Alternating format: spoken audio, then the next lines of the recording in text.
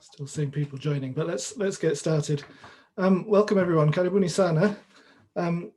We've got an excellent panel here today, and actually looking at the list of participants who are not even on the panel, we could have 2 or 3 similarly excellent panels among the group as a whole here as well. So hopefully we'll have time for an interesting discussion, giving everybody a chance to speak who wants to.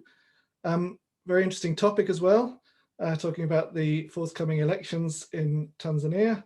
I'll come to introduce those in a moment, but just before that, just a brief note just to explain a little bit about the Britain-Tanzania Society for those who are maybe new to BTS, who've not come across us before.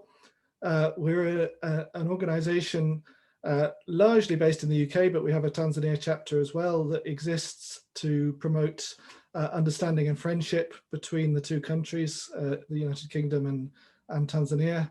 And the important thing to note here today is that we are entirely non-partisan when it comes to issues of politics, both here in the UK and most particularly in Tanzania.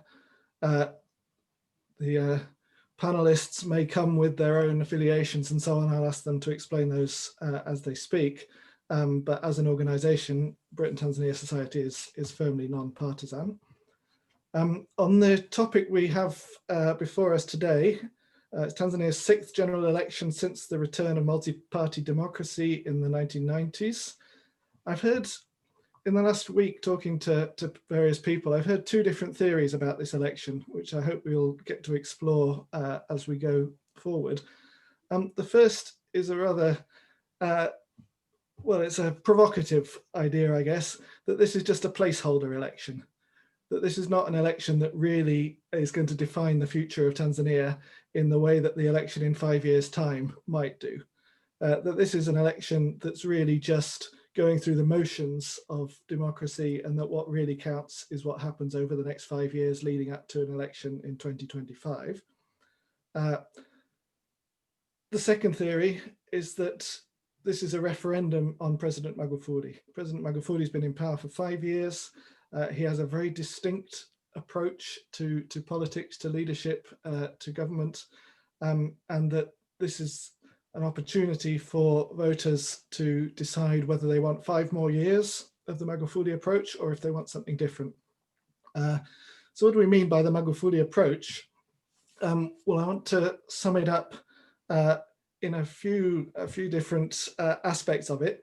Firstly, what's been probably most controversial globally, at least, and to a large extent in Tanzania as well, has been the president's approach to democracy, to rights, to governance, to media freedoms, to political freedoms, and so on. The president's approach has not been what you would call a traditional good governance approach. He's instead chosen to clamp down on some aspects of media freedom, of social media, on operations of political parties, and so on. And that's been quite controversial both locally and internationally. His approach to, well, the second part of his approach, which is probably what he would like to put forward as the core of it, is development. He really pushes himself as a president who has brought development to Tanzania.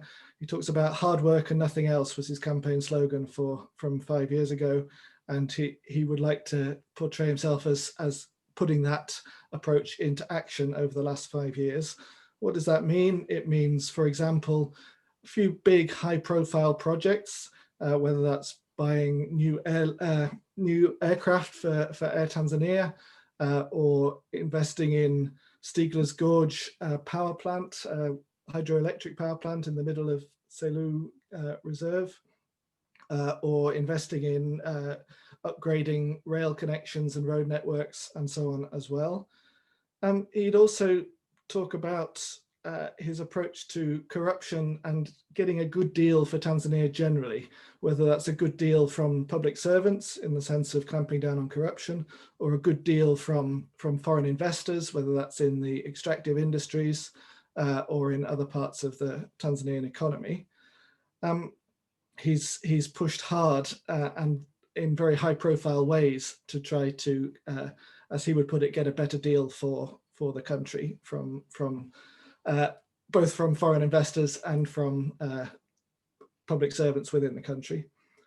And finally, just a note on economics is that there's, in some people's eyes, there's a bit of a playoff between clamping down on corruption and investment and getting a better deal from investors and so on, and that this might have had some negative effects on the economy.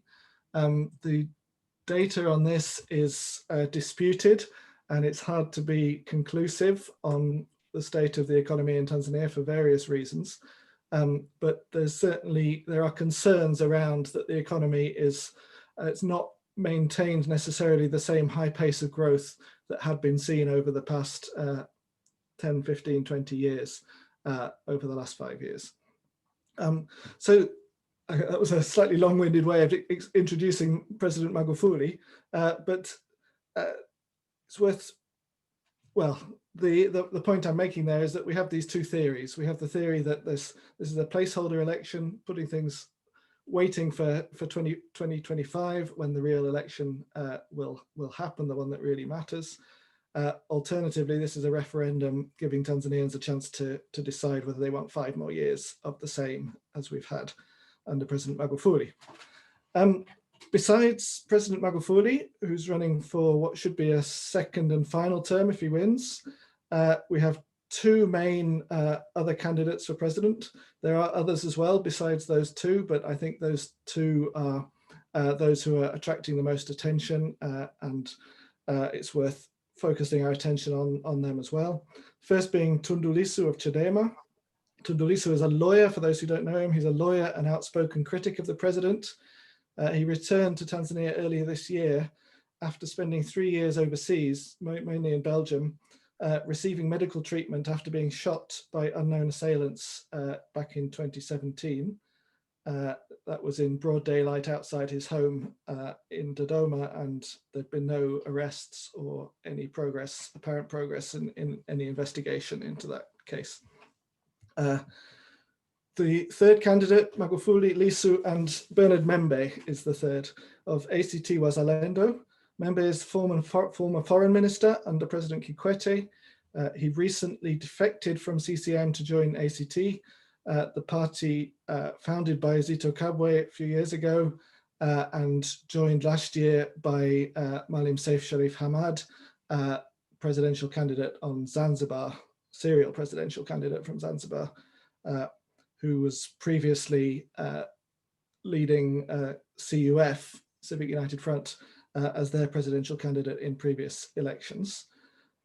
Beside the presidential election in Tanzania, we of course have a presidential election on Zanzibar happening at the same time. Voters in Zanzibar will be entitled to vote both for the president of Tanzania and the president of Zanzibar. Again, there's 3 main candidates who are worth paying attention to particularly. There's from CCM, Hussein Mwinyi. Mwinyi is an experienced minister. He's the son of the former Tanzanian president, Ali Hassan Mwinyi as well. Then there's Seif Sharif Hamad of ACT, who I've already mentioned. He's been presidential candidate for CUF for several elections for various reasons, which we might get into. He's never been successful as in running for president for CUF. He switched parties last year after losing a struggle for control of the party. So he joined Zitto in ACT, and he took most of CUF rank and file, particularly on the islands, with him. CUF does still exist, of course, and has a presidential candidate on Zanzibar as well. I think most observers would say they don't expect the CUF candidate, Musa Haji Kombo, to do particularly well, but there's no guarantees, of course, in any direction on this. He's representing what's left of CUF, and perhaps the most significant part of his candidacy is the possible effect it might have splitting the opposition vote in Zanzibar. We'll have to wait and see how that plays out, of course. We don't just have the 2 presidential elections. We have election of MPs and councillors nationwide as well, and members of the House of Representatives on Zanzibar. So effectively, we have 5 or 6, depending on how you count it, different elections all going on the same day, 22 days from now. Finally, before I introduce the panelists, I just want to raise 2 unusual features of this election that I think are worth highlighting at this point. Firstly, those of you who were part of the previous Senate seminar we had as BTS a few weeks ago will know that the coronavirus is in a very complicated situation in Tanzania. Effectively, though, it has been somewhat neutralized as an election issue. The state of the outbreak in Tanzania the actual state of the outbreak is unclear, but media coverage is almost universally in line. This is media coverage within the country, almost universally in line with the official message that the outbreak has been defeated in Tanzania. And by and large, though there are of course exceptions to this, public opinion is, I believe, largely in line with the government message on that as well. The effect being that the coronavirus isn't really coming up as a major election issue, either affecting how candidates do perform the campaign, or indeed as an issue that might affect how voters choose to cast their vote. Second unusual feature is it's probably unique, this election, for the lack of opinion polls. There are no opinion polls, no credible opinion polls in any case on this election. Statistics over previous few years in Tanzania have been highly politicized, with the result that those organizations that have conducted polling in the past or have the capacity and credibility to do so are either unwilling or unable to conduct opinion polls this year. There are fakes and various non-rigorous surveys filling that vacuum, filling that void. But as yet, I've not seen anything that I would class as a credible opinion poll for this election. The result of that is that it's very hard to know where we actually stand in terms of support for the various parties and candidates. Of course, anybody can point to high turnout at rallies and say that there's momentum behind a particular campaign because the turnout at rallies is huge and impressive. When it comes to rigorous opinion polls and projecting what might happen in terms of the actual election, the size of rallies has never been a very good indicator. So I think it's a shame that we don't have any opinion polls, but that is the reality that we're dealing with for this election. And with those points, let me bring in our panel for today. I'm actually going to ask each of them to introduce themselves, who they are, what their professional affiliations are, and in particular, any formal links they have to any of the parties involved in the election, just for the sake of transparency, apart from anything else. Just briefly, if we could go around each of the panelists introducing yourselves. Let me start with Chambi. Chambi, are you there? Could you tell everyone who you are? Yes, I'm here. Hello, everyone. My name is Chambi Chachage. I am many things. So on the one hand, I'm a social and political commentator. On the other hand, I'm a researcher and a lecturer. At the moment, I'm based at Princeton University in the US. And I don't have any formal affiliation with any political party or any political candidate. Thank you, Chambi. I think that's the best way of describing you, is to say you are many things. You are very active in a lot of different fields, I know, and it's great to have you with us. Could I turn now to Mwanahamisi Singano? Could I ask you, Mwanahamisi, to introduce yourself to all of us?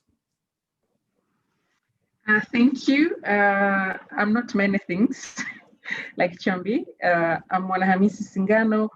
I work in the development sector, mostly. I'm gender expert. and development expert in general, and I've been as well interested in Tanzanian politics, following it, and giving commented here and there. That's great. Thank you. Well, now, could I ask you, I know a couple of people have commented that you are affiliated with one of the parties involved in the election. Could I just ask you to explain that so people know?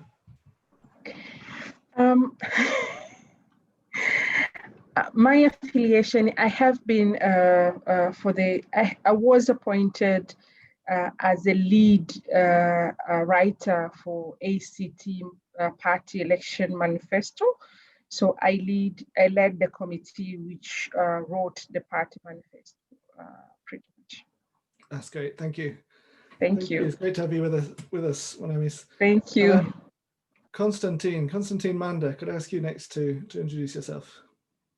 Great. Hi, everyone. My name is Constantine Manda.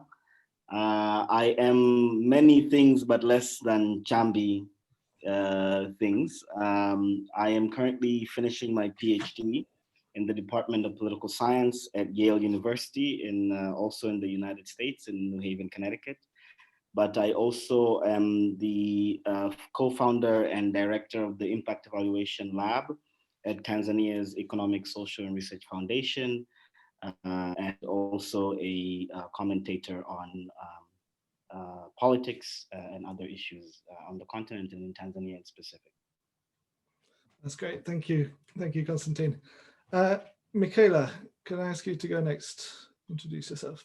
Thanks. I'm Michaela Collord. I'm a junior research fellow at the University of Oxford. I did a PhD previously that focused on CCM and the Tanzanian parliament. So that's, I guess, me. Great, thank you. Good to have you with us. And last but not least, Aikande, could I ask you to introduce yourself as well? Hi, everybody. My name is Aikande Kwayu. I am also many things, but not as Chambi or Constantine. So I'm a consultant. I do various consultants work on policy and development issues, but I also teach part-time at Tumaini University, Makumira, and I'm a research affiliate at the University of Wisconsin-Madison. At the moment, I'm affiliated with Chadema, and I'm actively involved in the campaigns in high constituency at the moment. That's great. Thank you very much, Aikande. Thank you, everybody. Welcome to all of you to this discussion. Let's kick things off then as a conversation. Can I go back to you, Chambi, to get started? I introduced those two ideas up front as to what this election represents. Where do you fall on this? Is this really just a placeholder election waiting for 2025? Or is this a referendum on Magufuli, or is it something else? Mm-hmm. So in my case, I would say in a way it's both. In a way it's both because if we look at the precedents, normally when you are contesting against a sitting president, it's very, very difficult. The election becomes naturally difficult. And here I'm comparing the current election and the one we had in 2010, when the opposition candidate from Chadema at that time, Dr. Slaa, was a very, very strong candidate. And in a way, he cut a lot of the percentage from the vote that the then President Kikwete got. But if you look at that nature of the election, there was a lot of excitement about Dr. Slaa. Chadema was at the forefront in terms of being a very strong critique of the corruption that was going on in that particular regime. But because the sitting president was in power, the state was still in charge of virtually all the state apparatus. It was very, very difficult. And the nature of the electoral commission was still more or less the same, towing the line of the state. So naturally, for observers such as me, we are seeing some sort of a continuity, especially when we are looking at what is going on the ground. Virtually all the state apparatus, whether it's what scholars call repressive state apparatus in terms of the police, or the more soft one in terms of the academic institutions, public institutions, all of them in one way or another, they are they're part and parcel of the state. So for instance, the entity that is observing the polls at the moment, one of the leading entity over the years that is observing the polls is generally made up of scholars from the University of Dar es Salaam, which is a public institution. Yes, some of them are critical, but we know it's an entity that has always been part and parcel of stating that the elections are fair and free at the end of the day.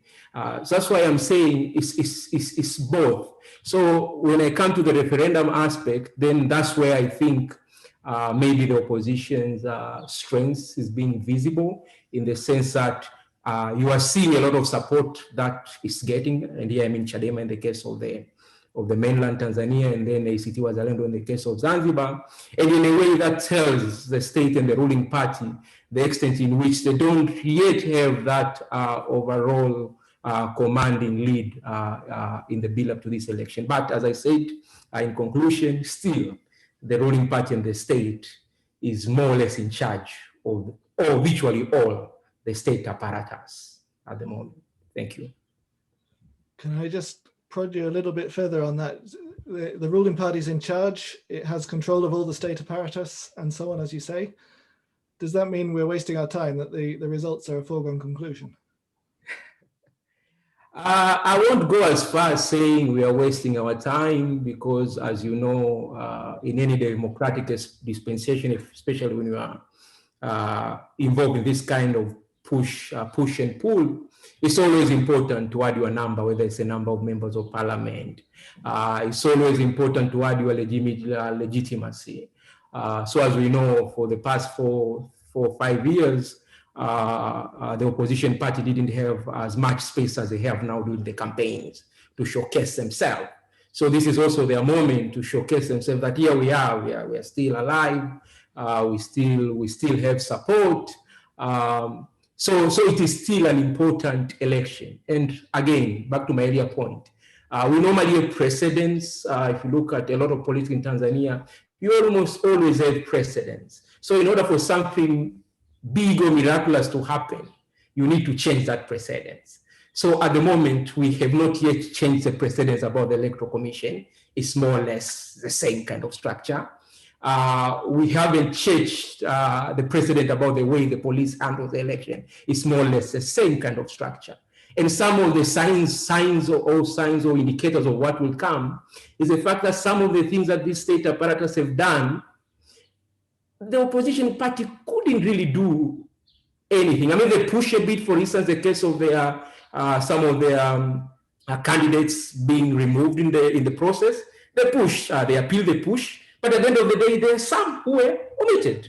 And it seems there's nothing they can do, at least up to now. So it means they're going to go to the election without some of those candidates of theirs. So for me, that itself is an indication of the extent in which the state apparatus is still more or less the same that was there, even in a time when Mrema seems to capture the imagination of Tanzania, or Slash seem to have captured the imagination of Tanzania, and yet they never won. So unless a big miracle happens in the case of the opposition to come up with a new precedent and win against a sitting president, I won't go as far as saying, we should expect a big change. But it's not a waste of time. It's part of the democratic dispensation. Okay, great. Thank you. Thank you, Chambi. Let me go on to Michaela. Michaela, could I ask you, we've had 5 years of President Magufuli with a very particular style of governing. How do you see the effects of his approach to governing in Tanzania affecting the campaign, the election as it goes forward, and in particular, how will it affect the opposition party's ability to run their campaigns? Right. So, in terms of how Magufuli has worked over the past 5 years to influence the playing field for campaigns now, I mean, on the opposition front, we've seen, starting very early on, restrictions on party organizing, no rallies, no public meetings. There was also interventions to will change the kind of legal structure that the opposition would face going into the election with amendments to the Political Parties Act. We've seen, you mentioned before, violence against Tundu Lisu, also sort of investigated unresolved disappearances of party activists. So basically there were a lot of interventions that would discourage opposition activity. We've seen, the financial resources of the opposition also hit hard, not only in terms of donations to parties, but the sort of economic interests of some of the opposition politicians themselves, which had previously been used to support opposition activities. So that's affected the ability of the opposition to then be able to enter into the campaign season. I think the opposition's also tried to prepare for that, and I'm sure that Mishi and Aikande can speak a lot to kind of what's going on the ground currently. I'd also say, though, that in thinking about how Magufuli is prepared for this election over the past 5 years, it's also a question of what he's done within CCM. We are focused very much on the opposition in this election, what's going to happen to it. But if we look at the recent nominations within CCM at the parliamentary level, as well as kind of lower down at council, there have been more interventions to say swap out the primary winner in favor of a second, third, fourth, sometimes seventh runner-up. And it reflects also Magufuli's efforts to kind of reorder and centralize power within the ruling party, which he's achieved through formal reforms to the party constitution, through efforts through the anti-corruption campaign to target people who previously acted as financiers for kind of rival mitandao or factions within the ruling party.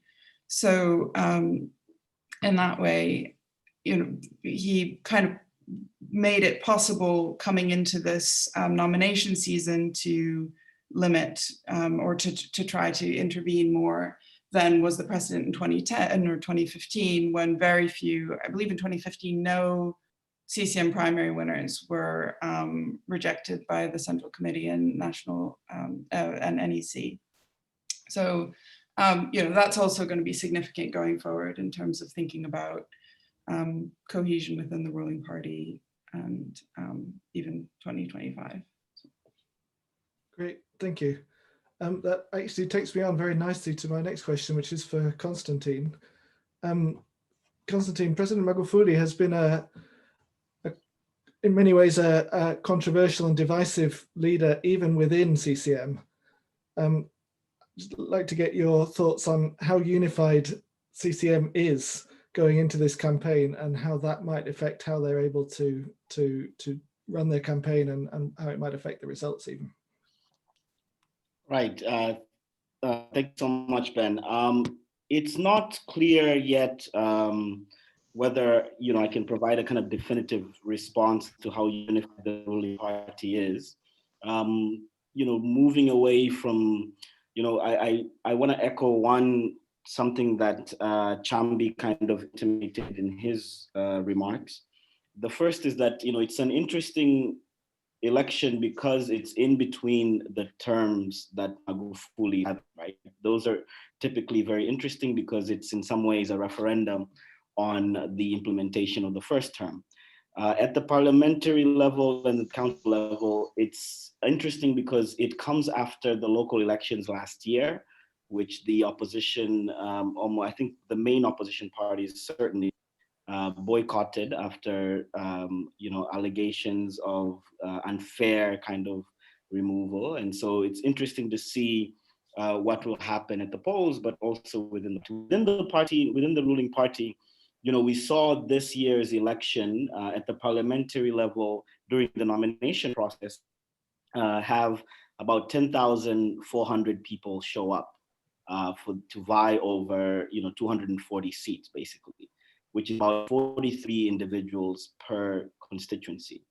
This is historic, but it is also interesting to see to what extent is this a signal of greater popularity within kind of regular Tanzanians and party members in trying to vie for the nomination. Will the fact that there will be so many people who have been disappointed because they didn't win, or there were certain allegations of unfairness, it'll be interesting to see how the party moves, and we will only know how unified it is after we go to the polls, because we'll find out to what extent are these disgruntled folks who didn't win the nomination, on average about 43 individuals per electoral district. Or to what extent will they be unifying behind the candidate who did get nominated? To what extent will this create rifts between the different factions at the constituency level, depending on how somebody was nominated? There are cases, as you know, and Michaela has wonderful research in her dissertation. We know that all the way back to single party politics in Tanzania, the ruling party has often selected the person who gets the most votes in the kind of nomination process at the constituency level. There are a few exceptions in this particular nomination process where the person who did eventually get nominated by the party isn't necessarily the person who won the most votes. Or when I say most votes, I mean the kind of plurality winner, not necessarily a majority winner.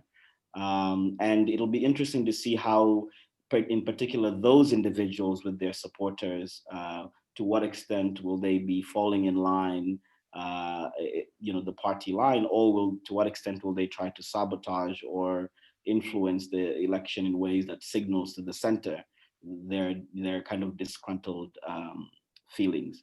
So it's not clear to me how unified it is. One thing I want to echo also what Michaela said. I mean, the party has changed under Magufuli, right? The levels of kind of these kind of what in the US would be kind of called super delegates has been restricted.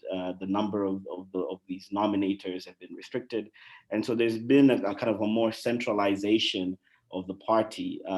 Part of this is because of technological change and leveraging technology to its benefits, including, for example, how the party collects revenue. When Magufuli came into power, one of the reforms that the party implemented included centralization of resources. There was a halting of a lot of the assets that CCM owns, including land. There was a halting of any kind of business activity on these assets while the party was reforming some of these issues. So it'll be interesting to see to what extent the CCM at its periphery, how it interacts and reacts to the nomination process as we go to the polls. We'll only know how unified the party is depending on how many votes it gets in each of these constituencies. And the constituencies to watch are those where the person who won the vote didn't necessarily get nominated by the party's center. That's great. Thanks, Constantine. Can I go now to Aikande? Aikande, you mentioned that you're actively campaigning for the Chadema campaign in Hai in Kilimanjaro. Yes. Could I ask you then, what do you hope to see coming out of this election? And not just what you hope, but what do you actually expect to see? Because that may be something quite different. Yeah, in this particular district, I expect, and actually I've seen since the campaigning process has started, that Chadema presence in terms of the party's popularity and support in the constituency is still very strong, which is maybe something that many people did not expect because of the kind of the district commissioner who we've had for the last, I think, 3 or 4 years, has been, I think, an icon of repression in the country. Everybody knows about him. So he's really been repressing in terms of kidnapping and arresting and doing all sorts of things to the Chadema and most critical people, even if they are not Chadema party members, but mostly Chadema leaders. If you see some of them some of the leaders, top leaders, district leaders, are all limping. Most of them, not all of them, but they're limping, they're using scratches. And this is evidence of what has happened in the last 4 to 5 years. But still, I've attended a few rallies, and but I've been behind the scene, organizing and looking at things and trying as much as possible to understand. And the support is very huge, and this is because of the work that Chadema did in the last 4 years when the political rallies were banned. So the party actually went back in a very silent way and did the party organizing and mobilizing without making a lot of noises or publicity. And I think this has helped a lot, has helped Chadema a lot, because you see people coming to the meetings, also people showing lots of support. People have registered to vote, and this is very encouraging. And this is why I'm thinking with your two first point, whether this election is a threshold or is a referendum for Magufuli. At least from high, I think it's a referendum for Magufuli, because with the kind of repression that this particular constituency got for the last 4 years, in comparison to the rest of the districts, I think it really shows that people are ready for change. People really want to see something different. And I feel bad for okay, maybe not feel bad, but I don't know why CCM did not calculate this, that having a very repressive person in a constituency that is already opposition would be helpful, because even people who were actually sympathetic to CCM have now turned, because they thought that, okay, this has not been fair to our constituency, to businessmen, to politicians, to normal Mwananchi in the constituency, in the villages, to cooperative societies, which has been very much harassed. So I think the community is really ready to, maybe in high, not to change, but to consolidate already the popularity of opposition. And there is ongoing repression. These councillors, candidates, have not been reinstated. They weren't appointed by the NEC for some reason that are not, they're not feasible reasons, but they weren't. So they appealed, and they're still following up, and they get lots of pressure from the citizens in their wards. When would you be reinstated? Yet they haven't. So Chadema will definitely lose two wards in high. But also today, I was actually in the campaign, and this afternoon, one of the councillor candidates has been arrested, and this is the second time he's been arrested since campaign started, and just because he's very strong and he's possibly going to win. So today, he's been arrested and charged with, I think the person told me what he's been charged with is non-bailable, so he's still in the police custody. He's not been taken to the court yet, so he'll be in the custody. And people are worried that he might be tortured tonight, so we don't know yet, but we'll see tomorrow morning. So all these things are happening, but I think some of them are being counterproductive, because people get so mad, like today in the ward that their candidate has been arrested. People are talking a lot, and it's already votes for them, because they're seeing that, okay, there's lots of oppression and we need to really change. So this is my observation from the ground. That's great. Thank you, Aikande. Turn now to Mwanahamisi. What do you see as the main issues that are coming up in this election? What is it that the voters care about that will actually affect their vote? Is it things like, as Aikande says, the restrictions on how the opposition is allowed to operate? Does that matter to voters? Does clamping down on the media matter to voters? Or is it all about how easy it is to get food on the table? Or are there other issues that are primary in this election? Thanks, Ben. I think it's really hard to tell in terms of having an empirical evidence, because as you know, most of the entities and organizations, civil society, who, for example, would run polls or who would ask and do research and document have not been able to do so. So what we are relying is on the conversation that you had and the conversation that you're seeing happening in the kind of tone that's coming out. Nevertheless, I think in my capacity then, when I was chairing the committee to develop the manifesto, we did take initiative to consult citizens to understand what are the issues that matters to them, and overall issues around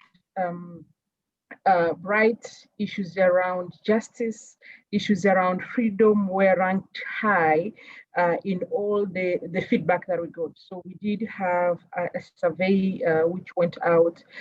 We didn't get a lot of response. I think we had a Google Doc which almost almost 200 people responded to, but also the party used the party machinery to get feedback from the ground, and issues around rights, freedom, justice were ranked extremely high compared with other issues. And then following that, then issues around citizen wealth. So there has been a lot of rhetoric about development for the people and not state development, or not state wealth, but wealth to the people. And also, again, issues around social services then were come, I think, the third. But overall, I think what we have seen increasingly, different parties have divided themselves in terms of the strategy and the issue that they're addressing.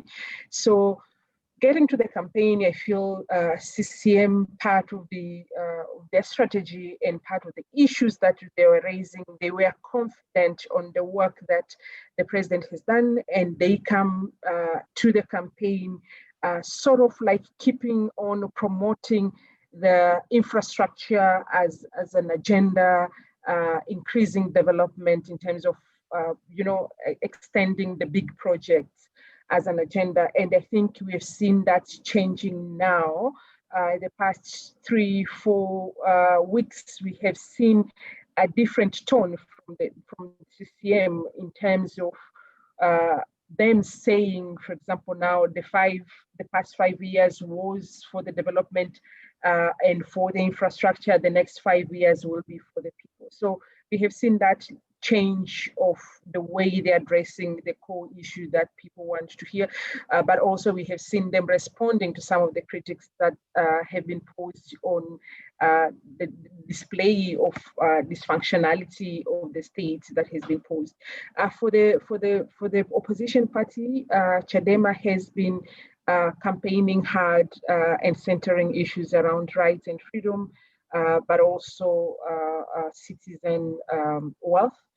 And likewise, ACT was centered their campaign again around issues on freedom, justice, reclaiming back people's freedom, but also serious investment in reducing people's burden to social services, but also reducing people's burden on the amount of taxes they pay.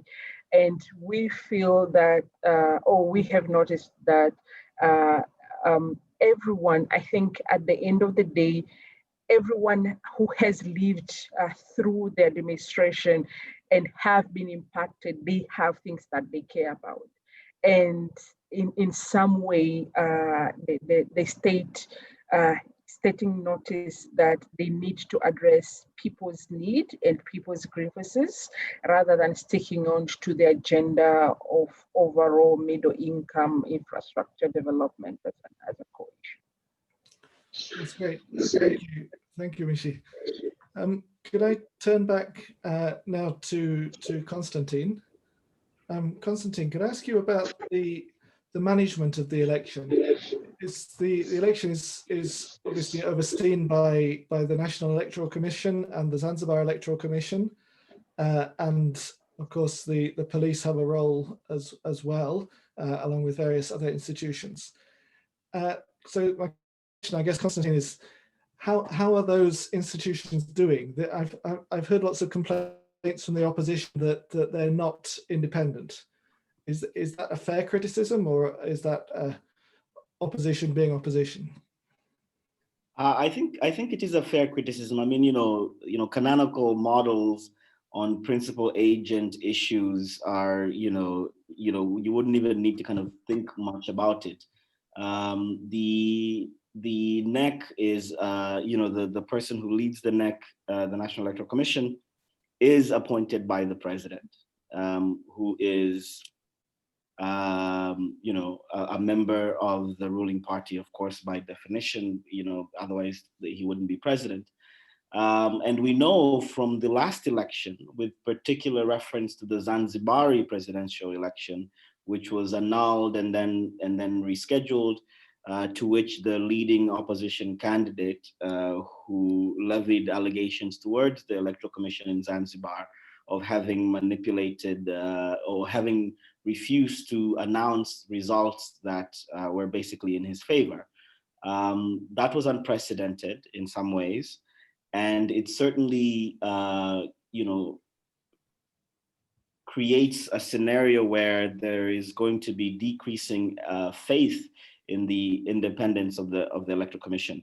The opposition, many legal scholars, many political pundits in the country and elsewhere have argued for the need for a constitutional amendment to ensure that the Electoral Commission isn't a kind of a position that is a presidential appointment. And I think it's very difficult to imagine an individual who will be appointed by the president, who depends, whose livelihood depends on this, on kind of delivering what they believe are the preferences of the president, whether they're explicitly stated or not, can be truly independent. I think that is just an obvious state of affairs. And certainly when you think about how the opposition candidates, both in last year's local elections, but also in this year's general election, how they've been kind of deemed invalid to contest, there are obvious indications that this is a function of the lack of independence in some sense of the National Electoral Commission. I think, to me, as a Tanzanian, what frustrates me about the opposition, if I may, in the presence of Aikande and Mishi, is that, in Kiswahili, we have a saying which goes something like, kujifunza kula na kipofu, which is, literally translated, which would say, you have to kind of learn how to eat with a blind person. But in this sense, what I mean is that, I find it very frustrating when you see an opposition candidate being stricken at NEC on something that the opposition candidate shouldn't have made a mistake on. Something as trivial as how they filled in their forms. Now the opposition cries foul and says, well, the CCM candidates also make mistakes. The ruling party candidates also make mistakes that don't get them stricken out. And that's fair enough.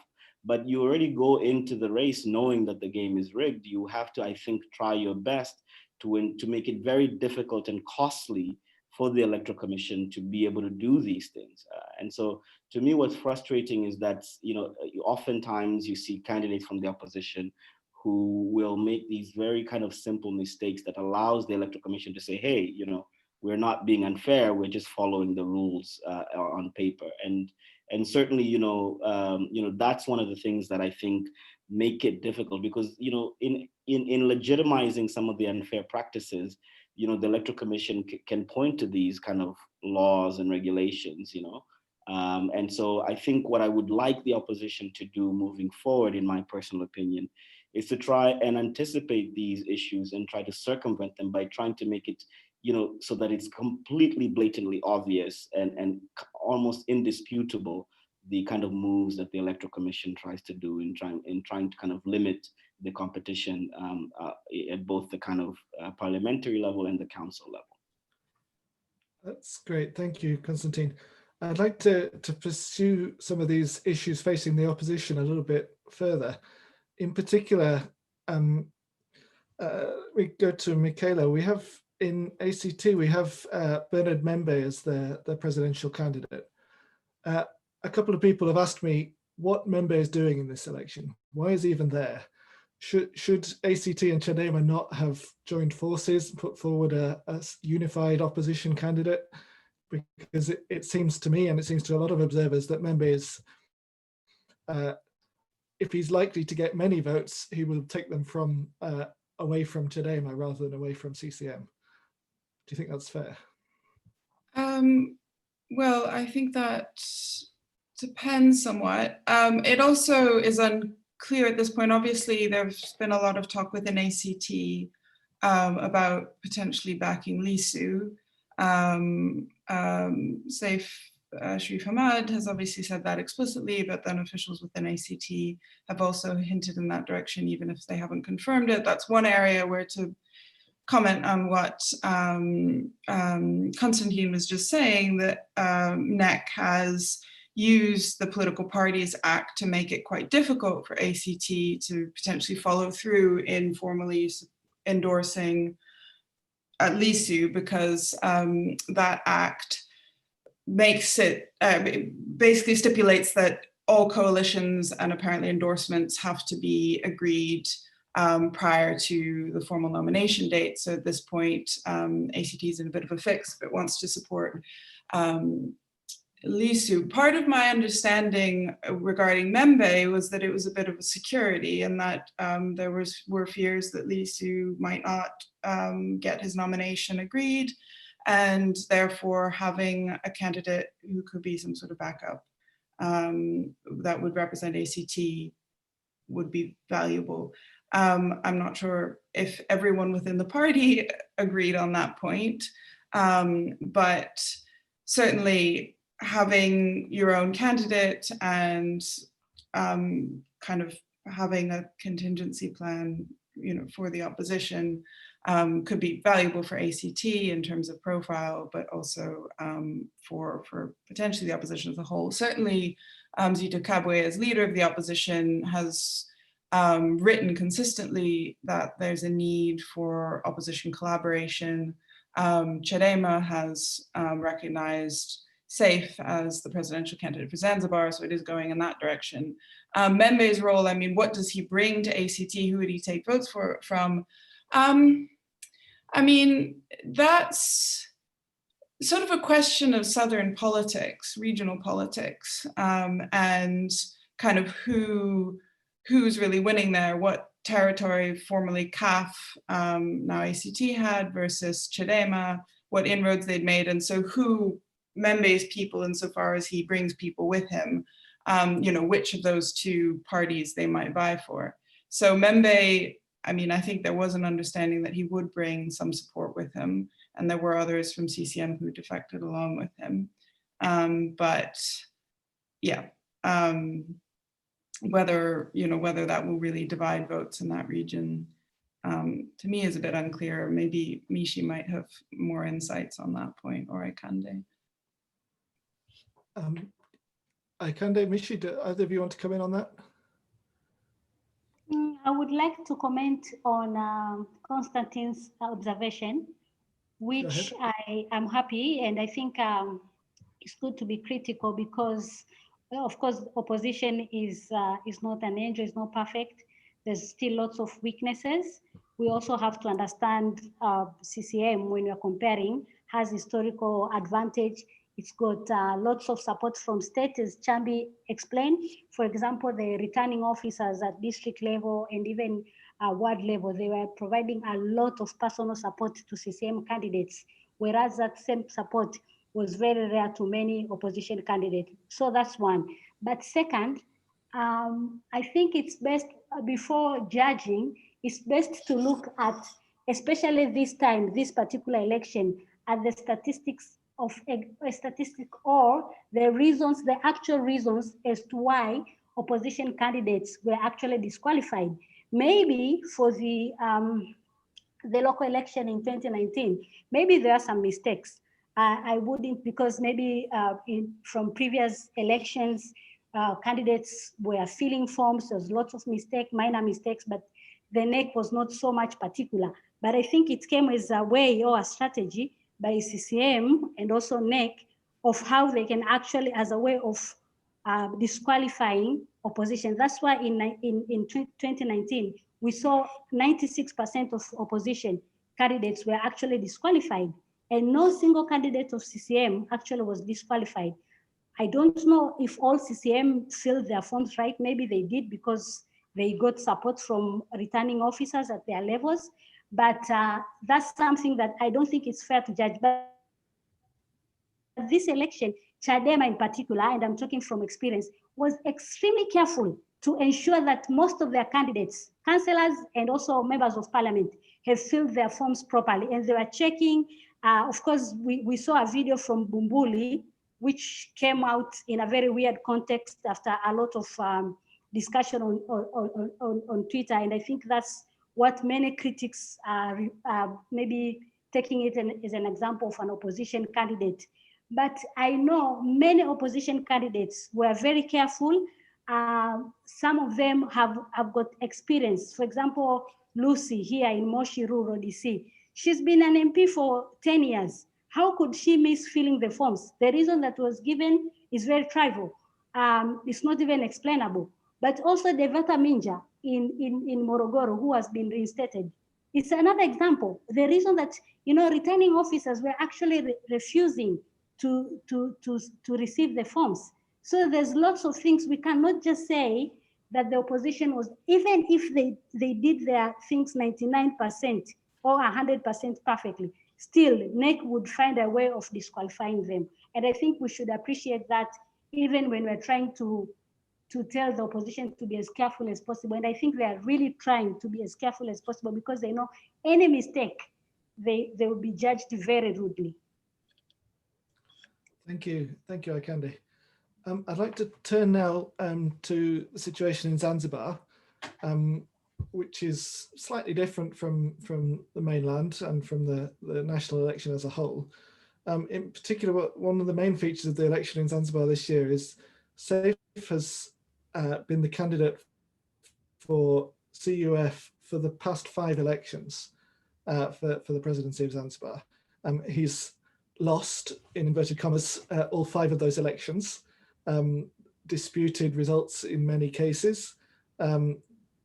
Now he's switched parties, he's with ACT Wazalendo. Chambi, could I turn to you and ask, can SAFE expect anything different in 2020? Does being with ACT make any difference, or is it all about how the election is managed by ZEC and so on? Is that a key factor in Zanzibar? So I think there are 2 ways of looking at it, or 2 ways of answering it. So the first way, definitely, he's not expecting anything different. And this is because the nature of the Zanzibari election is closely tied to 2 historical events: the revolution in 1964 and the union. So in the thinking of CCM, without CCM, there is no union between Tanzania mainland, or what was called Tanganyika, and Zanzibar. So always the way CCM approaches the Zanzibari election is, we are the only one who are the custodians of the union.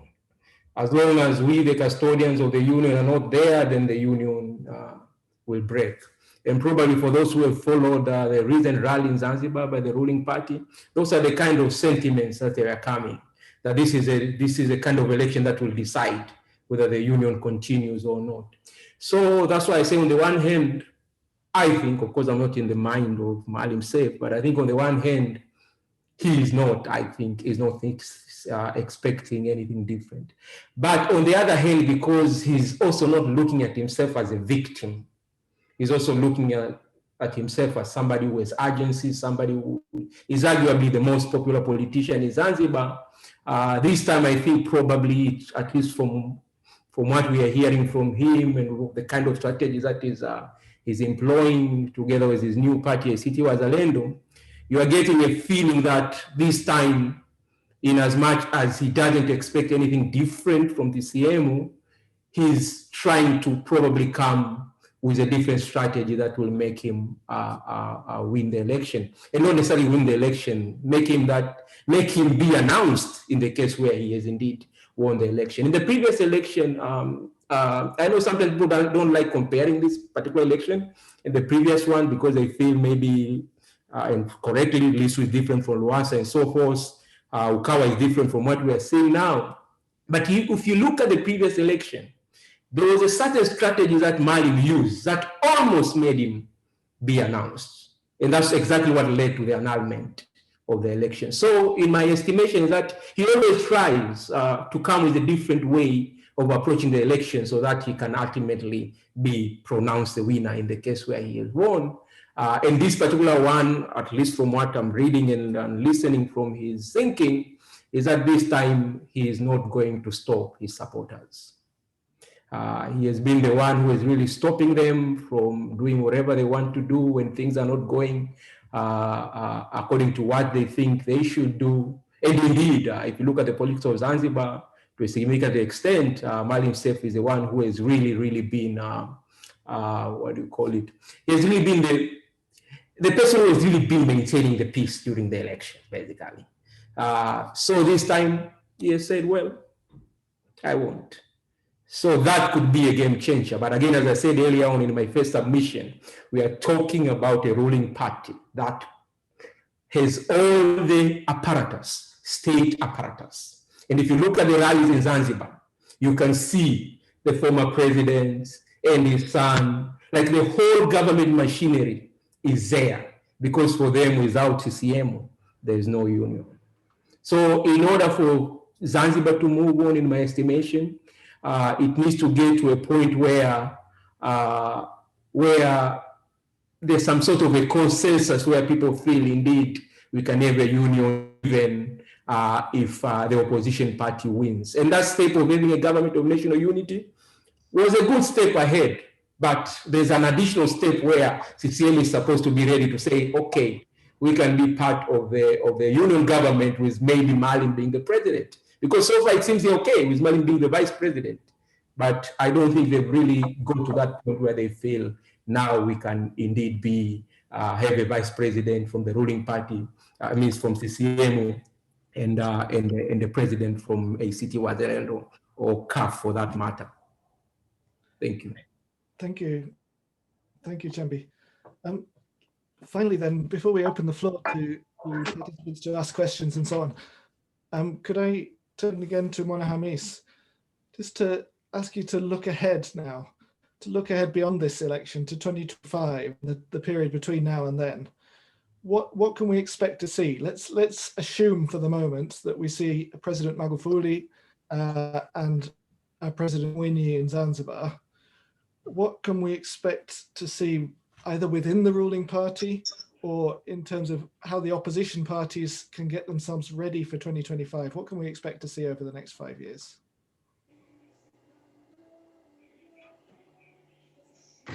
I mean, I'm unlike Chambi. I still believe that this election can be a referendum to not only President Magufuli, but also to the ruling party. And I do strongly feel that there's a number of facts. Of course, CCM still is holding all the state apparatus, and still we have electoral commission, which is not independent, is part of the state, and as we call it in social media, we call them now as campaign managers of the ruling party. But I do feel that there's some factors that are coming to play as well, and that's the people.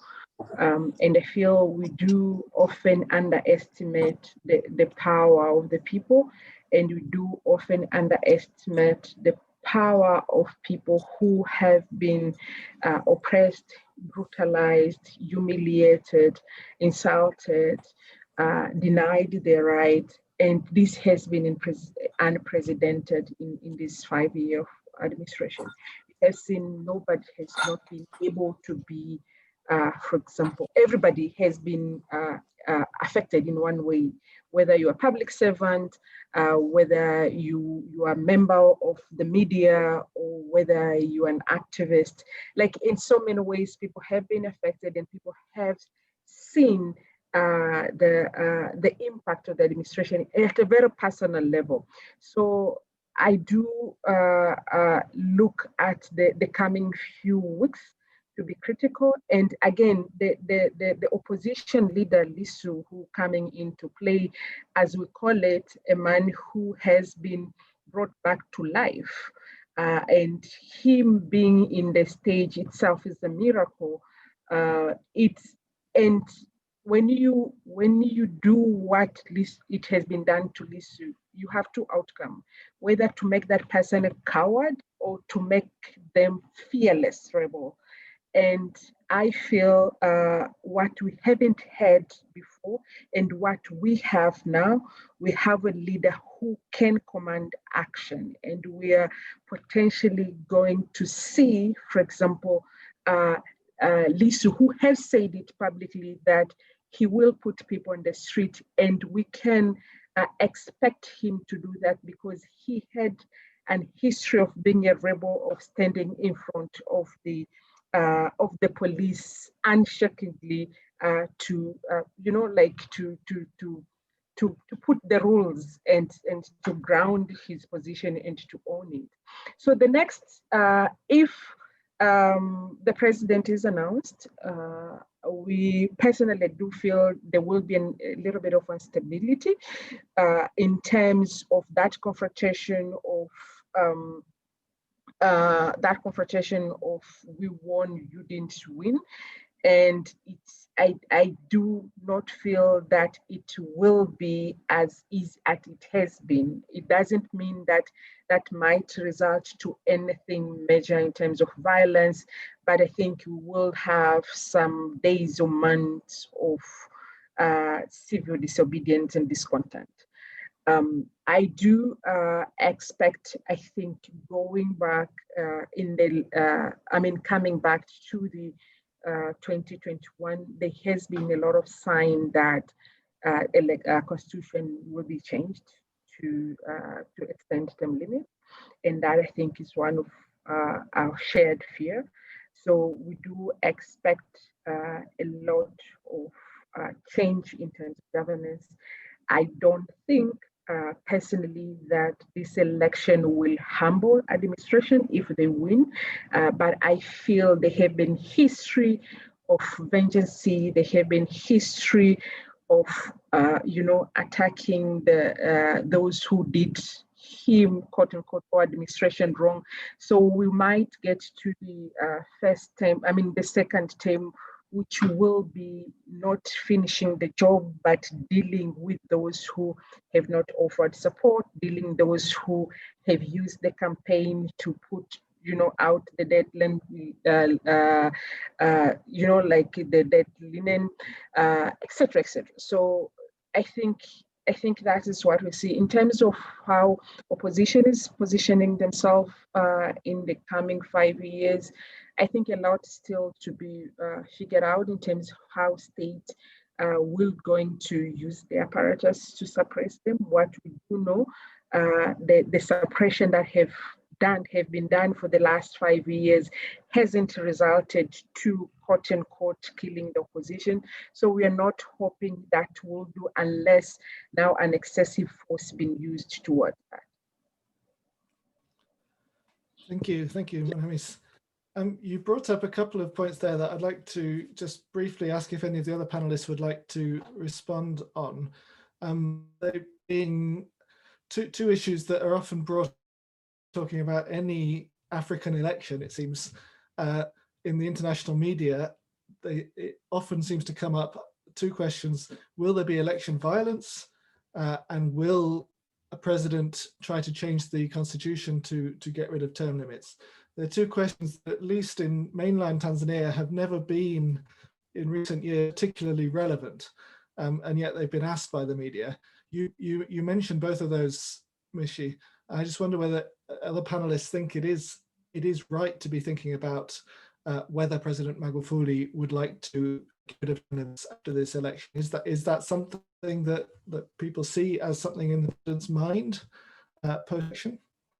I'm just going to see if any of the panelists want to come in on that.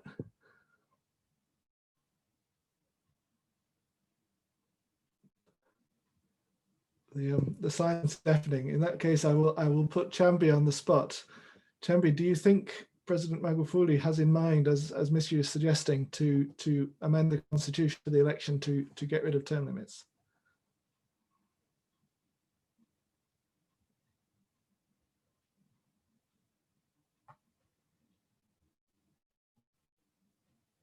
Chambi, you're muted. Sorry, so I'm saying it's a difficult question because obviously I can't go into his mind. And as we know, he has stated over and over again that he's not interested in extending his term limits. But all I can do is to just state what I've observed over the years. So over the years, if you look at the last three regimes, so I'm talking the late former President Mkapa regime, and then President Kikwete, and now the current regime, all of them, some at a certain point in time, you had that kind of talk about an attempt to extend their limits. So one of the major difference in my observation is that the voices has been louder in this particular regime. So that in itself, if you're observing, you're like, why is it much louder than during President Mkapa's time? Why is it way louder than during President Kikwete's time? And it's coming from people who have been holding senior position, people like former speakers of parliament, former president of the countries, former prime ministers. So that in itself gives you an indication that it seems there's a serious conversation at the moment that is going on. That's why they are saying what they are saying. And indeed, if it's a serious conversation and they end up getting the majority, a very significant majority in the parliament, then it means they may be able to do that.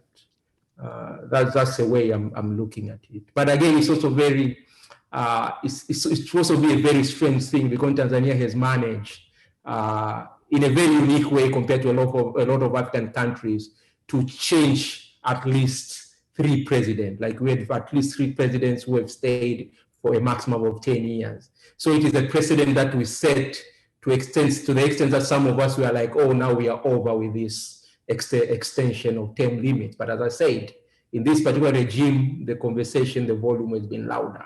So I can understand why people are very worried that come January, maybe the first item on the table in the parliament will be about an extension of term limits. Okay, thank you, Chambi. I've been asked, Constantine is asked to come in on this question as well. Constantine, karibu. Asante. Yeah, no, I mean, I have a very strong view on this. I don't think Magufuli will or anybody will successfully push towards an extension of term limits. I don't think he personally wants to do it. I don't think anybody who will try and extend term limits will be successful. One of the things that you have to consider is that this ruling party, despite its posturing, despite its posture towards the opposition, despite its demeanor, in many aspects that are, horrible, the ruling party is a compact that is an intergenerational compact. There are younger aspirants within the party that are waiting in line. This is a compact that is unlikely to fall apart anytime soon, certainly not within the Magufuli presidency. I mean, there are 2 equilibria, in my opinion, that are possible. One is the kind of status quo equilibrium where the ruling party manages to continue with its customary transitions of power after Magufuli's second term ends, if he is to be elected in about 3 weeks' time.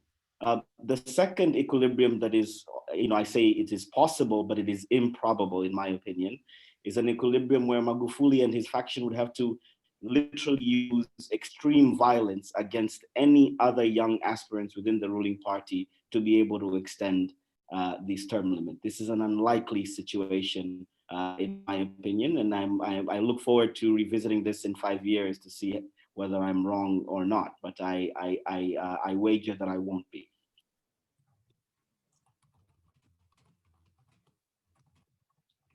Thank you, Constantine. I'd like to open the conversation up to all the participants. I've seen several questions being asked in the chat already, and I'll give people a little bit of time to think about whether they'd like to add their own questions on there as well. And if anybody would like to speak and to ask their question on video or using their mic at least, then please put your hand up on the participant list, and I will bring you in. I'm going to go straight. I can see Omar Mohammed has his hand up. Omar, karibu. Good evening. Yeah, I have a couple of questions. The first one is on the issue of whether people think that, I'm curious about the impact, I'm curious about the impact of all these alleged restrictions that have been discussed. What do we see as being the impact immediately on the elections? So are we then likely to see a reduced opposition presence in parliament? So less opposition parliamentarians elected in this election? And what will be the potential impact of that should that come to pass? That's my first question. Can I ask another one now, or would you prefer that I just ask one and then I can come back if we have time? Go for it. I can't guarantee they'll all get answered, but go for it. Okay.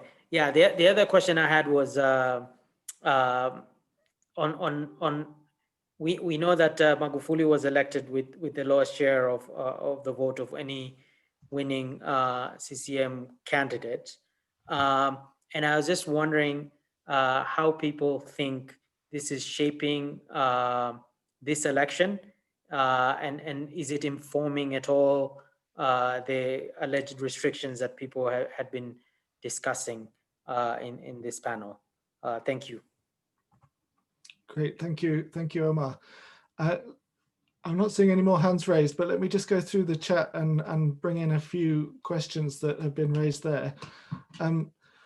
Peter Boffin is highlighting the issues around the Government of National Unity in Zanzibar and the independence or otherwise of ZEC, in particular, the Zanzibar Electoral Commission.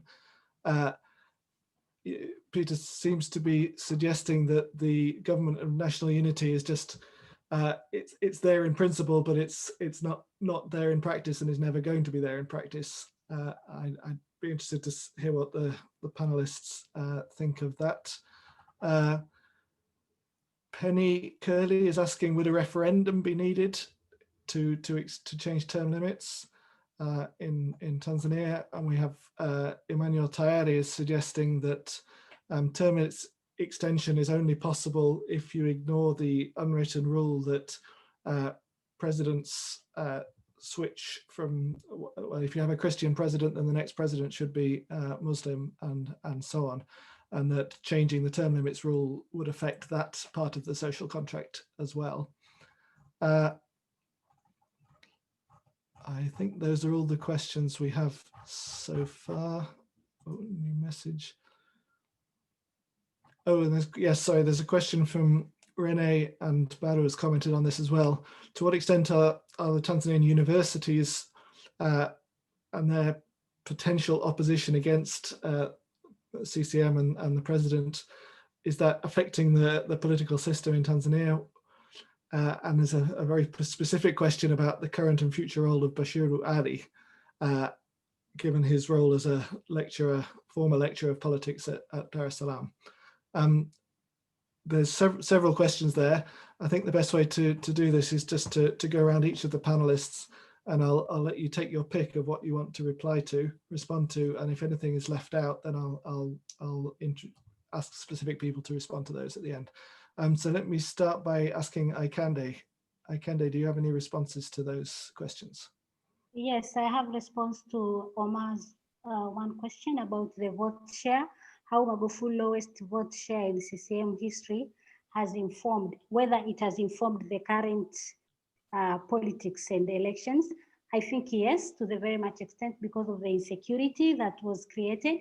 But this one, I think to understand this, we can go back to 2010, where for the first, where also SLA, the Chadema candidate, as Chambi explained, took considerable number of vote share. I think it was 26%, which was a big leap forward compared to 2005, where Chadema candidate got only 5%, and I think the highest opposition candidate, which was CAF at that point, at that moment, got 11%. So from 11% to 26%, and bringing Kikwete's vote share from 80-something% to 64%, it was a really shock for CCM. But I think the approach between 2010 to 2015 was very different. They had the same goal of strengthening CCM and weakening opposition. But I think Kikwete understood that you have to use some kind of soft power. So we saw that he introduced constitutional referendum. He also, he was talking about kujivua gamba, which is like, how can I translate it in English? Maybe Ben, you can help me. But he used that method. So he was really appealing, trying to appeal to people. I wrote something about politics of image, how CCM changed its image from being a rich party of corrupt people to trying to show that we are a party of everybody. So we saw Kinana and everybody else going around trying to really reconnect with Mwananchi. Then came 2015, still the vote share was even lower because Chadema got close to 40% Loasa. And I think Magufuli, probably together with his personality, I don't know much about his personality, but from my observation, and also CCM as a party has also been very much insecure and threatened. That's why we saw there's lots of repression from Bunge Live, from banning of political parties, and all sorts of things against opposition. And this was just because, from my theory, because of the insecurity that CCM saw continuous declining of popularity. And I think they thought the best way is to be repressive and use suppression methods, but it hasn't worked out as expected. This is my observation. Great, thank you, Aikande. Could I go to Michaela? Do you have any responses to any of those questions? Sure, I might respond to Omar's other question about what the impact of restrictions may be on the election results and what that means for Parliament going forward. I think it's fairly clear that, I mean, I don't want to be the sort of Cassandra, but that the opposition will lose quite a lot of ground. I mean, just today, we've seen news about police going in and confiscating campaign material and taking into custody Chadema activists in Mara and Arusha. We're seeing a lot of, we've seen the nominations of opposition candidates blocked in areas where they would be potentially competitive. There's a lot to suggest that the opposition will have a much lower share. There are some within the opposition who've made very negative forecasts. I mean, Zito Kabwe at one point said that, it was a question of, whether opposition candidates would get through. That might be overly dramatic, but the long and the short of it is we can expect fewer opposition members in parliament. That being said, again, I think we need to look at internal CCM politics. The opposition had a lower share in parliament under Kikwete, under in both parliamentary sessions under Kikwete than it has under Magufuli.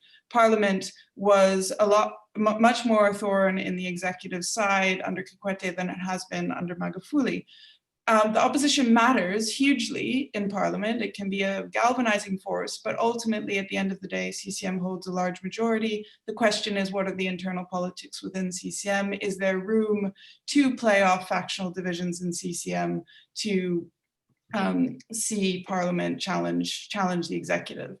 And what we've seen under Magufuli is that from very early on, the CCM majority, even though in the early years there was a lot of grumbling, there wasn't a strong willingness to challenge the government. There were a few exceptions in 2018 with the finance bill when CCM MPs alongside CAF MPs from the southern regions really challenged the change to the cashew export levy.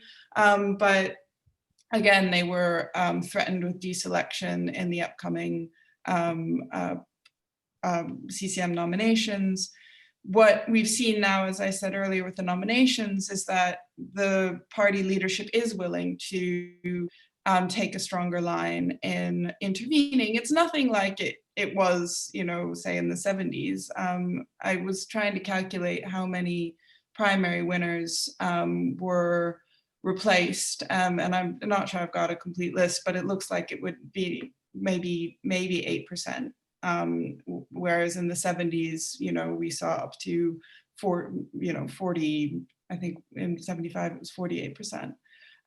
So, it's not that dramatic, but the whole language around the CCM nominations is one of, Magufuli himself was saying that they want to get competent and obedient candidates. Bashir Ali has come out with statements on the campaign trail saying that a CCM candidate doesn't have a private life during the campaigns. They're under CCM and they have to basically be subordinate to the party. This is sort of the sentiment going forward. And all of crucially, the fear in 2015 when none of the primary winners were rejected was that they would, if they were, they would defect, their faction might defect.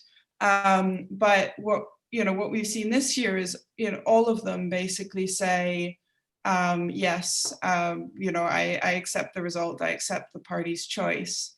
And yeah, effectively, I think what the internal politics within CCM mean, as much as in some ways the restrictions on the opposition, is that the next parliament will be much more,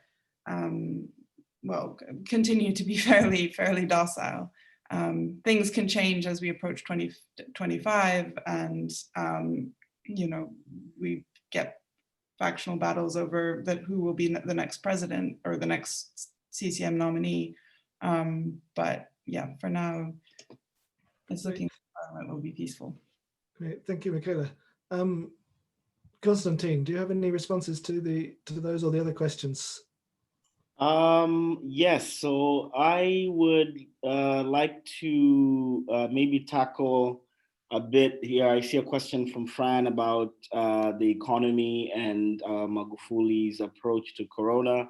I think it's, it depends on, this is all speculations, but I certainly, over the year, there have been revisions to the economic forecast upward. It'll also be interesting to the extent to which the economy relies on external factors, including kind of foreign trade and donor aid.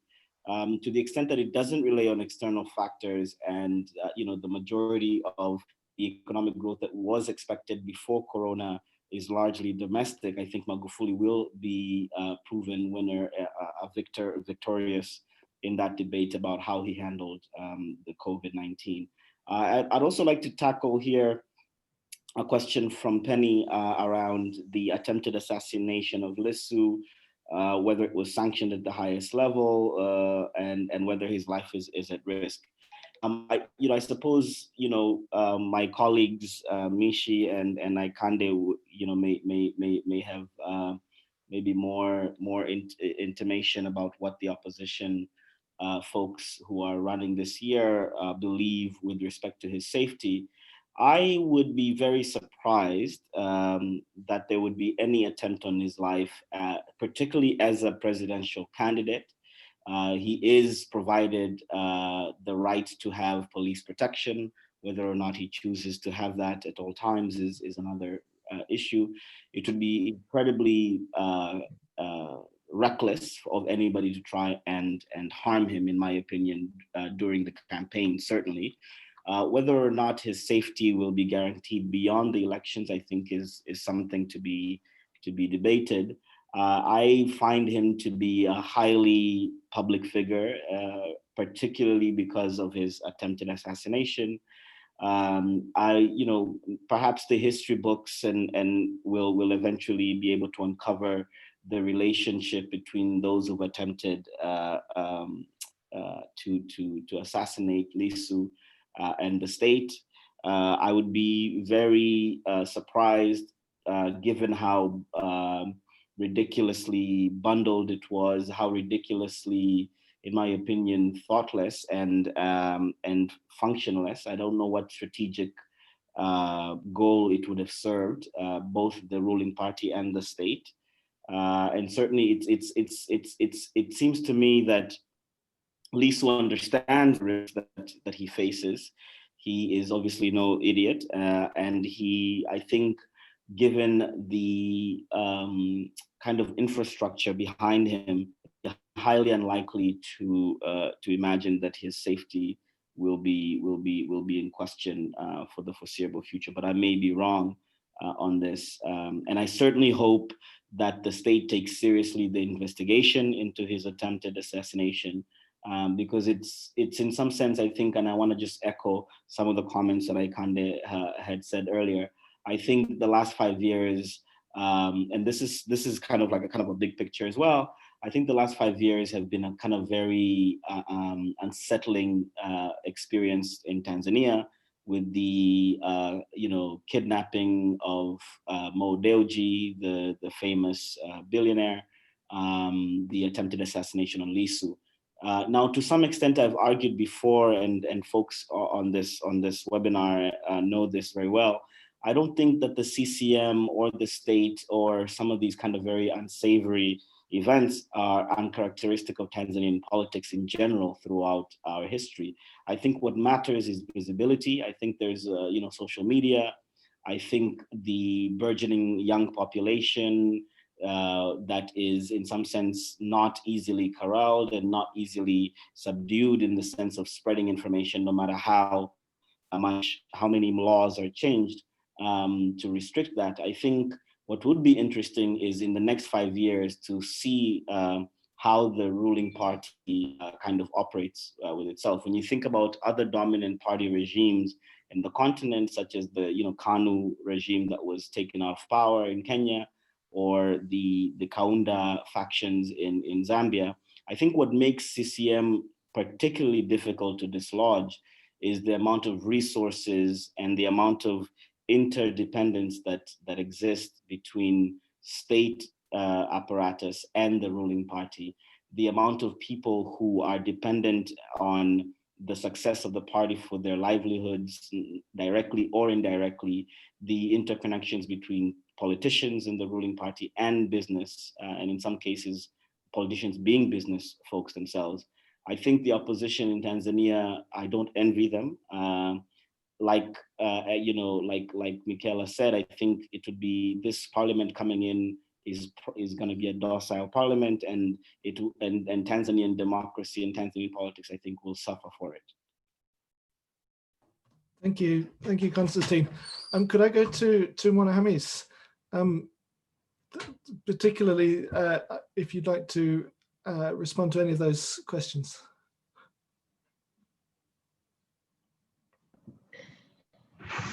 Thank you. As I was listening to Constantine, I wanted to respond to him, and then I realized he's not he's not a participant. But I feel I really want to speak a bit about the change of constitution into two-thirds. I think there was a question as to whether would we need a referendum to change the constitution. I mean, to extend term limits. I think I'm not a lawyer, but the little that I know, we only need two-thirds to change the constitution. And I think we have seen deliberate efforts by the state, by the CCM to get that two-thirds. And that's, for example, strategically, taking away or denying right for opposition to contest in Pemba, where they know it's hard to get that two-thirds if you have opposition on the ballot. So all this indication has indicated that there is a deliberate or desperation to get the two-thirds, and you can only ask or question why that desperation if there's no plan and intention to change the constitution. I think that's one. And second, I think it related to that, as much as we give CCM a lot of credit of being, like the long-standing using machinery, and they have been using it effectively. I think we also have to be aware, or to also look on how's the party operating, have been operating, I think, in the last few years, and how that will translate to how the state operates. I do strongly feel that there will be nobody within the party who will able object and contradict the chair of the party. And that's the tone that he has made within the party. And we have seen that it's no longer the party that all of us had assumed that the party worked democratically within the party, but we have seen a lot of instructions given, and there is little contradiction in terms of the position that the party has been taking. We have seen, and I think we continue to see within this election season, that there is the center and the periphery of the party. And coming to the primaries, for example, we have seen a lot of people. I think I'm not a historian, possibly Chambi will be able to tell us, but we have seen a lot of people who wanted to be nominated within the party in the party primaries, and most of them, their core reason to run for different position is to support the president. So they have created a system where everybody loyalty is not to the party, or loyalty is not measured to the cause, but to the president. And that makes it extremely difficult to assume or to generalize that there will be system and machinery within the party that put the chair to check when that happens. And lastly, with the question of the safety of the candidate, Lisu, I do feel that it's to assume that putting his life at risk will be reckless. I think reckless is what we have seen for the past 5 years. Personally, like every time there is a lot of things that I made an assumption that the administration would go this slow, but it happened. Today, as we speak, a few hours ago, he was surrounded by heavily, by the police with the heavy machines, and you just wonder why.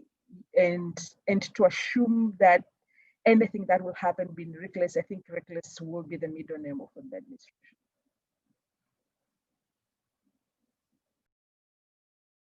Thank you, Mishi. That's great. Could I invite now Emmanuel Tayari? I see your hand is raised. to ask your question. Yeah, thanks, Ben. I think I don't have any question.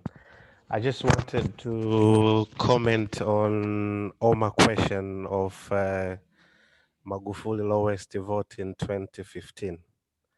Yeah. I think obviously there is one big reason obviously Magufuli had the lowest vote share in 2015, and that is because of Lowassa. Lowassa came with a lot of votes from CCM. So obviously in combination with the voting bloc from the opposition, obviously it gave the opposition, specifically Lowassa, a very big chunk of the vote. Even though obviously there is excitement on the opposition this year, but in your calculus, you always have to count that enthusiasm and the vote which Lowassa brought from the opposition won't be there this year, because obviously someone like Lisu, he cannot command some votes from CCM.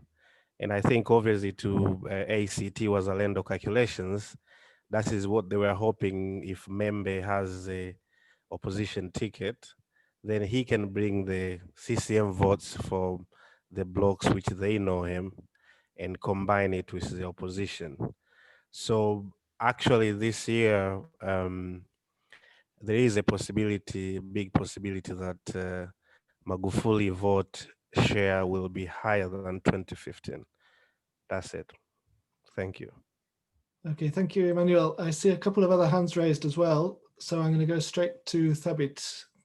Karibu sana, Thabit. Thanks a lot, Ben. So just reacting to probably three things, I'll try to be very brief. First is what you mentioned, Ben, that we're going into an election and we have no idea of the nature of support because, you know, there's been no any official polling. And that's right. But what we know is that the last polls happened in 2016, 17, and 18. And we know that President Magufuli popularity has gone down from 96% in 2016 to 54, 55%, was it in 2018? And so I think it's important to get that context. And then the second point is the point of constitution, whether it's going to extend its term limits. And here I tend to differ with Constantine. I think this has been a very strong issue in the last parliament. It's for those of who've been watching the parliamentary session, the speaker was very, active and encouraging discussion about this. And then it reached a point where he said, just hold on for a moment. And then when we get into an election, and then we'll get back to this as soon as the election is over. And basically the overall conclusion was that whether he likes it or not, he's going to go and extend his term limit. And I think here we have to look at experience elsewhere. I think I can recall the President Obasanjo in 2016 when his third term bid failed because he actually faced some rebellion within the party in Nigeria. You don't expect President Magufuli to face similar backlash within CCM because the room for dissent, as Michaela said, has very much declined over the last few years. So I think that issue is still very much alive, and don't be surprised if it's tabled as one of the key agendas when the parliament resume. And the final point is just a kind of like an overall point which Mishi has touched on. I think some of the commentators have been very critical of the opposition, but I think we have to be very clear and very objective under the sort of circumstances the opposition has been operating for the last 5 years. These guys have spent more time between court and prison, and the sort of treatment they have received from the state has been really, as Aikande and Mishi have explained, very, very harsh. And the fact that they are still alive and up and running, I think the critique should be leveled against those sort of circumstances that they have operated under the last 5 years. So I'll stop there. Not so much time, but I had a couple of other issues, but I'll stop. That's great. Thank you very much, Thabit. I saw Baru had his hand up earlier. You've lowered it now. Baru, you want to speak, Baru? Yes, you've unmuted yourself, so I assume so, yes. Karibu. Yes, thank you. And thank you to all for the valuable contributions to this conversation. Mine is a comment or a question to something that Mishi mentioned, the power of the people, in that we should not undermine, no one should underestimate the power of the people, and that different groups of people have been squeezed in different ways over the past 4 or 5 years. My question there is, have they or have we been squeezed enough for us to actually push for the kind of change that we want to see? What do we learn from other places when it comes to issues of oppression and repression? Do we feel like, okay, this has been enough? People feel like now they can take action to influence the powers that be? And I'm asking that question thinking about any kind of regime, if it's authoritarian or whatever kind of regime, if they feel or they intentionally deny people their rights or whatever privileges, they do so by sort of advancing and retreating. Some quick examples in the context of Tanzania. We heard, I don't know if it actually happened, but we heard the cashew nut farmers were eventually paid this year. The teachers are now receiving some favors from the regime. One would have expected, given the way they have been treated over the past 5 years with no salary raises, then now perhaps they would express themselves differently by voting the way they would wish to vote, voting out the regime. But given that they're now sort of receiving new promises and some favors, new employments, opportunities, etc., there is some relaxation of the squeeze there.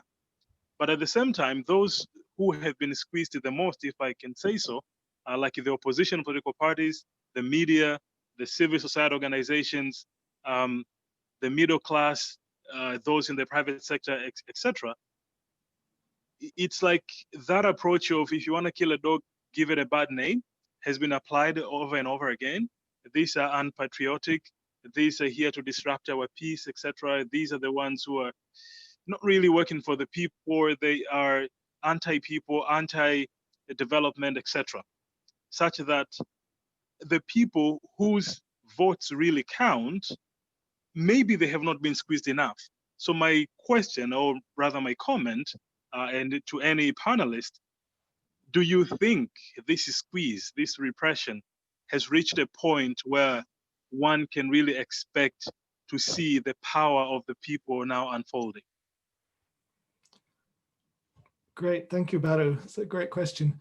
Aikande, I see your hand is raised. Before I come to you, though, let me just say we'll make it one more round for each of the panelists to speak, and then I think we will call it a day there.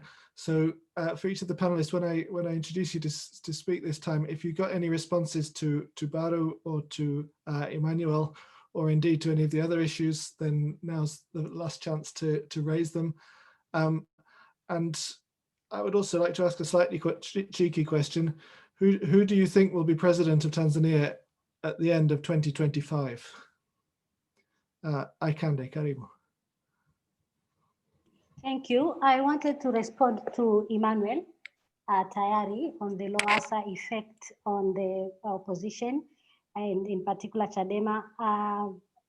First of all, unfortunately, Dan Paget has left, but I've read Dan Paget's work, and he very well explained and showed with evidence how Lowassa actually rode on Chadema's structure. Like, yes, he brought some sort of ambulance and stuff, but the fact that he could do that campaign, the fact that he could actually go to different places, meeting people, votes to be mobilized, etc. It was because Chadema had done groundwork for years, from 2005 to 2015 when he was doing it. So if you think of counter argument, what if we think of a scenario whereby Lowassa would have gone to another small party? I don't think he would. I mean, a small party. I don't think he would have the same evidence or the same audience that he got. So there was a Chadema structure factor. But apart from that, I would also like to refer to Rachel Rido's theory on authoritarianism and impact on opposition party. And I'm very much convinced, at least from that theory, which is evidence-based, that Chadema is now even more strong because it has registered all its members, it keeps contact of them, it has strengthened its branch network, etc. So I don't think the voting would necessarily be, I mean, the votes is not only depending on the amount, the crowd that goes to Lisu's rally. There's a lot of groundwork that has been done, and it's continued to do to be carried out. So I think we shouldn't really take for advantage that Magufuli is just going to win just because CCM has won before. This is my observation. Great, thank you, Aikande. Constantine. Oh, sorry. I said I would bring Chambi in next. Chambi. Thank you. So I had prepared a response that was a synthesis of some of the points I picked from the panelists, and it connects to some of the questions that Baru and others have raised.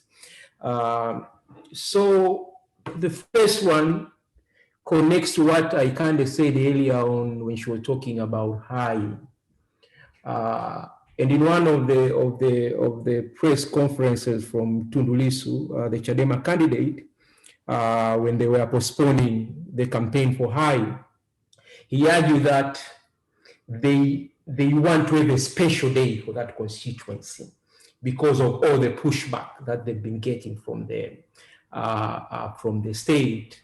And this connects to another point, I think, for Michaela, where she was talking about the way CCM and Magufuli in general have consolidated their base within CCM and, of course, in relation to the state. And if you look, you'll see that there's some place where the state has decided that it is going to put an extra like measure or extra support to ensure their candidate is winning. So high is definitely one of them. Another one is like Mbeya, urban Mbeya. If you look at the kind of energy that the ruling party and the state apparatus that I was talking about is putting there, you can definitely see why the situation for the opposition party is very, very difficult in such circumstances. And I want to connect this now to the whole issue of that Mishi raised about, and Baru picked it up, about the people. I, for one, am one of those people who never ever underestimate the power of the people. But we also need to understand the dynamic, especially the geopolitical dynamics of Tanzania.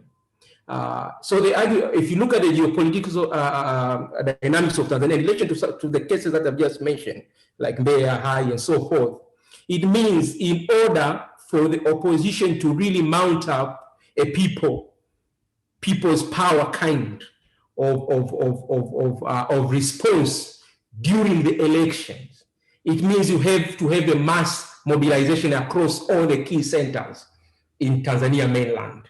So if you're talking about people going to the street, this is not Zanzibar. And that's why sometimes comparing Zanzibar and the Tanzania mainland, they're not the same thing. Zanzibar, you can actually do that by the nature of its politics, by the nature of its geopolitics. Its politics is first, and then it's geopolitics. But if you look at mainland Tanzania, it means you have to mobilize people in Dar es Salaam, in Mbeya, in Mwanza, in Mara, and all these places. And some of those places, you have more pockets of resistance than other places. And this connects to the question of violence. It's possible we might end up having some sort of violence, but again, most likely they're also going to be sporadic because of that geopolitical nature. So it could be in what they call the special zone in Mara, where people are so so good at protecting their votes, members of the opposition. But there are some places where naturally you never really expect that kind of mass mobilization. And I think Meshi, for instance, can connect. I don't expect, for instance, Tanga to be at the same level, let's say, as Beamgini or Tarime. And then the last point is about the unity, the fusion of the state and the party. We've all known, I mean, a lot of scholars who have studied the nature of the politics in Tanzania since Nyerere time, we've known for a long time Tanzania was a de jure party state, and now it's a de facto party state. But in this current regime, it is a very strong de facto party state. So when we are talking about, we are talking about the bureaucracy, the civil society, I mean, civil servants and the whole bureaucracy, in a way, it is so much in the service of the ruling party in this particular election. And that's why we also, and the nature of the timing of this election, it never even gave room for people to defect. Even if they wanted to defect, there was no time for defection. So I'll just stop there and say that's in as much as the opposition have done a lot of work under difficult circumstances, and indeed they even anticipate, based on the local election last year, they indeed anticipated. And I remember one of the leaders from the opposition party stated way back, saying we are going to make sure we are filling our forms correctly, line by line. But as we know, with law, you always have the legal loopholes. Somebody writes DSM, you disqualify them maybe because you're supposed to write Dar es Salaam, and you have the state apparatus to implement that argument that no, because you wrote DSM, no Dar es Salaam, you are disqualified. So yes, we should not underestimate the people, but we should also not underestimate the state apparatus. Great, thank you very much, Chambi. Constantine. Yes, I mean, I would like to end with comments, trying to respond to Barwani's kind of question about, what violence will be sufficient enough to meet a threshold where there is popular uprisings that would, bring about the kind of end of CCM's supremacy, at least at the presidential level. I don't know the answer to that. I have been disappointed before. I have been surprised by the experience of violence, the experience of the threat of violence, even if sporadic and targeted towards certain individuals. When I was in Dar es Salaam and we began to hear the news of the attempted assassination of Tundu Lisu, I was terrified, and I was terrified not so much because because of the event per se, but because I expected violence. I expected popular violent uprising. And I was nervous because I imagined that a lot of people would lose their lives, because typically the first response in such a scenario by any state, including many we've seen in history across the continent and elsewhere, is to repress, right? The first thing they will try to do is bring out the guns on the streets. And I was already worried of all the young people who and others who would obviously lose their lives in such a response. So I think one of the ways to think about this is that it's not always the case that a regime change occurs because of, a level of violence that becomes unbearable. When you think about Tarek El Tayeb Mohamed Bouazizi, the Tunisian fruit vendor, whose self-immolation spurred the Arab Spring and encouraged and inspired a generation to really say, no more. It wasn't necessarily because the state had done some widespread violent act. It was, agents of the state, police officers who were harassing this food vendor. That was enough, and his act in response to that harassment was enough to spear about change. So I think these events are unpredictable. I certainly hope that when the time comes and there is to be a serious regime change. There needs to be a better playing field. There needs to be fairness in our country. I certainly hope that it occurs as peacefully as we can. And I think to echo previous comments in the chat and elsewhere, this is why I find it highly unlikely that the equilibrium that we will find ourselves in 2025 is an equilibrium that includes an extension of Magufuli's terms. I think in that case, we either degenerate into violence or that attempt to extending the term limits will be unsuccessful. But I am an optimist and I may be naive on that. I certainly hope that the elections are peaceful. And I certainly hope that no matter the results, that we as Tanzanians regroup and try as much as possible to create a better union as much as we can. And I certainly hope that that's the case, no matter the election results. Great, thank you, Constantine. Michaela. I'm going to be really brief because I feel like people have covered a lot of ground and really powerfully.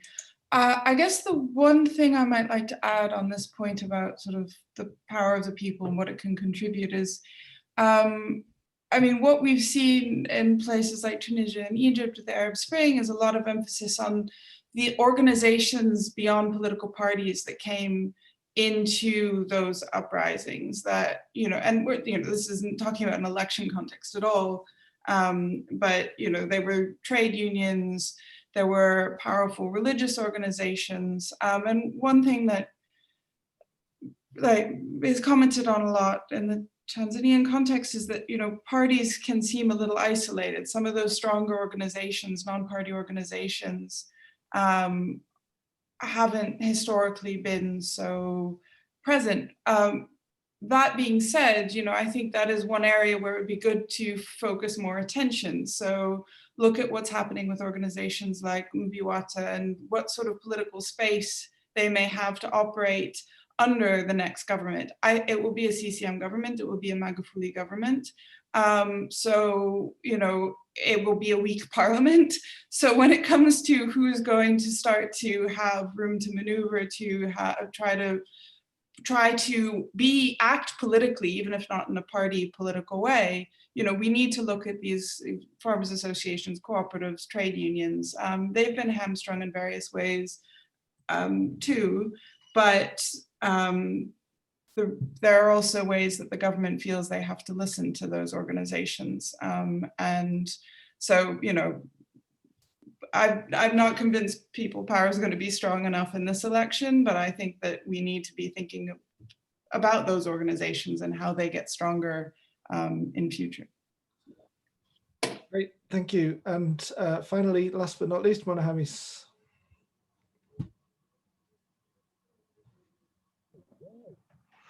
Thank you.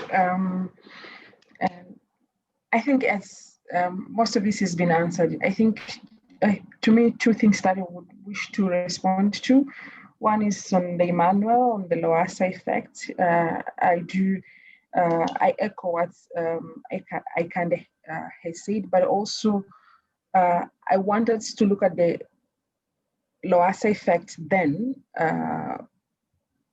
with Magufuli being then the brand new candidate, but also a guy who was portrayed or campaigned, and the narrative around him was, this is the clean, a fresh start of the party, to the same candidate now who has been in power for the last 5 years. So as much as we might not have Lowassa effect, and all Lowassa effect might not be the same as the Lisu effect, but we do have the Magufuli effect. And I think that can change the trajectory of the election. With regards to people's power, I'm a sociologist, and one thing I believed in, the tipping point is not